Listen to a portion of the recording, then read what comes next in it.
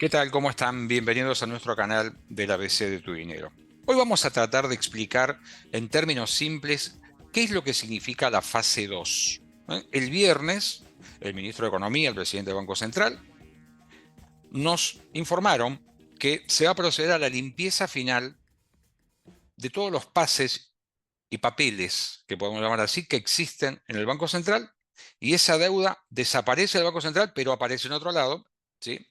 Va a estar a cargo del Tesoro y se elimina un factor de emisión monetaria, ¿no? Que era, ¿cuál? El de remunerar a esos pases que significaban los pesos que todavía sobran, los pesos que todavía sobran y que los bancos colocaban en el central. Así que vamos a ir explicando qué significa esto en términos, si queréis llamar así, de la vida cotidiana, de la micro, pero de la macro. Vamos a empezar por la macro, ¿sí? Y su vinculación con la micro, ¿no? Con la de todos los días, la micro de las empresas y la micro de las familias y hogares. Emisión cero en fase 2. Dijimos que hay distintos anclas, ¿sí? Distintos factores que le permiten al gobierno maniobrar como lo está haciendo. El cepo cambiario es uno, fundamental, fundamental. Y otro es el tema del superávit fiscal, o el no déficit, si querés llamar así, por lo menos evitar el déficit, aunque el superávit cuantitativamente todavía no sea estable, porque hay muchas variables que todavía se están acomodando, pero este tema de eliminar la emisión monetaria es un tema clave. Entonces, en esta fase 2, lo que va a suceder es que se va a limpiar, se va a liberar de esos pases, ¿sí? Remunerados, esos pesos que tiene retenidos el Banco Central. ¿Para qué? Para que esos pesos no salgan a la calle, ¿sí? Y los bancos puedan seguir funcionando en el fondo, captando recursos, y lo que no prestan lo dejen en el Banco Central. Ahora hay un cambio de deudor. Ya no es el Banco Central quien emitirá los pases serán absorbidos por una letra de regulación. Estoy haciendo un poco la secuencia financiera, pero lo concreto es que lo que antes hacía el Banco Central, que era emitir ¿para qué? Para pagar los intereses de esos pasivos, no lo va a hacer más. Esa deuda, ¿sí? Será remunerada y pagada por el Tesoro Nacional. Es decir, que hay una exigencia adicional ahora en lo que es el cumplimiento del superávit. Vamos a ir después con eso. En concreto, el Banco Central solo va a emitir para la compra de dólares. Solo para la compra de dólares. Dólares oficiales estamos hablando. Si uno hace un poco de historia y dice, ¿por qué llegamos a esta situación? Para plantearlo. Bueno, la realidad es que Argentina funcionó durante muchos años con déficit fiscal, un exceso de gasto sobre los ingresos, y eso había que financiarlo de algún modo. Podía ser a través de deuda, ¿sí? Interna, externa, en pesos, en dólares, ¿sí? O con emisión. Cuando se cierran los canales de la deuda, la emisión es el mecanismo. Ahora, cuando hay más pesos en la economía y no queremos que la inflación se dispare, lo que se hace es sacar los pesos de circulación. Y para eso se generaron un montón de mecanismos que ustedes recordarán seguramente, las últimas, por lo menos, la bomba de las LELIQ. ¿Sí? El Banco Central retiraba esos pesos, a cambio de eso entregaba una letra a los bancos, ¿sí?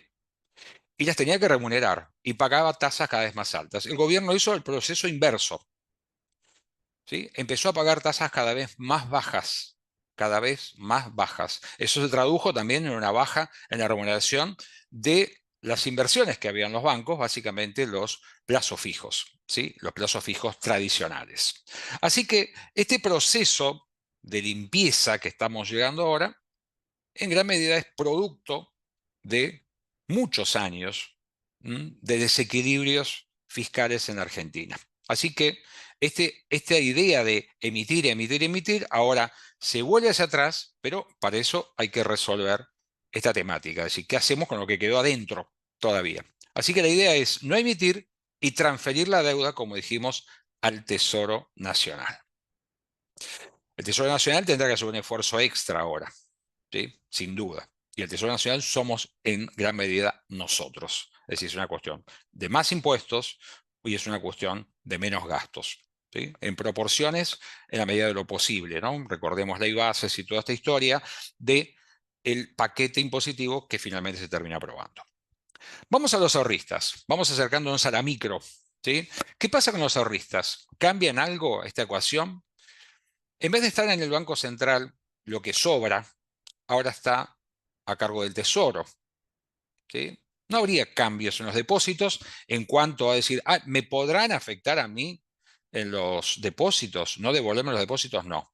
No pasa por ese lado el asunto, ¿sí? Es una cuestión más técnica, ¿sí? Pero no tanto, porque ahora, ya como decimos, lo que antes pagaba el central con emisión, no lo hace más y ahora lo tendrá que pagar con los recursos que junte el Tesoro Nacional, esos intereses. ¿Qué va a pasar con la tasa de interés de los plazos fijos? Bueno, eso no dependerá de esta cuestión, ¿sí? Va a depender en gran medida del funcionamiento del crédito, ¿no? Que el crédito se recupere.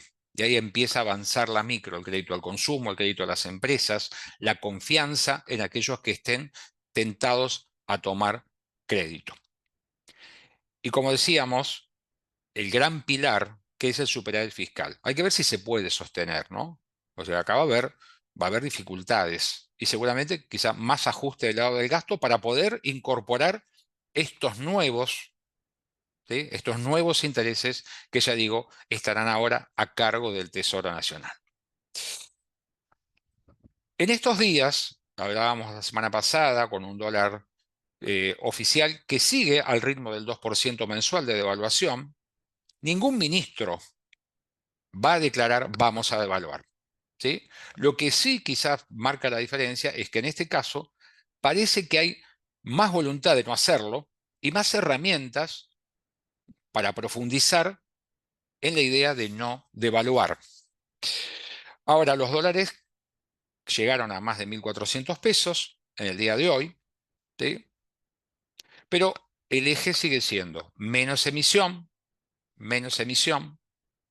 así que ahí hay menos pesos en la calle, menos pesos que se pueden volcar al dólar. También vamos a tener este mes el pago de deudas en dólares, de bonos soberanos. Y acá también hay otro punto fuerte. Esto va a implicar bajar las reservas, los que tienen los bonos que se liquidan en la semana próxima van a cobrar esos dólares. Veremos el destino de los mismos, ¿no? ¿Se paga o se paga la deuda en dólares? ¿Sí? Forma parte del credo oficial. ¿Y qué hace el mercado? Bueno, no explotó favorablemente, vamos a ver, y empiezan a haber apuestas, quizá no tanto a hacer, sino a pesar de las declaraciones del presidente del Banco Central y del ministro de Economía, de que no habrá devaluación, más allá de la conocida del 2% mensual, empieza a haber como unas fichas que se empiezan a jugar hacia un dólar que ajusta por devaluación, pensando que quizá en algún momento el sistema cambiario requiera algún retoque,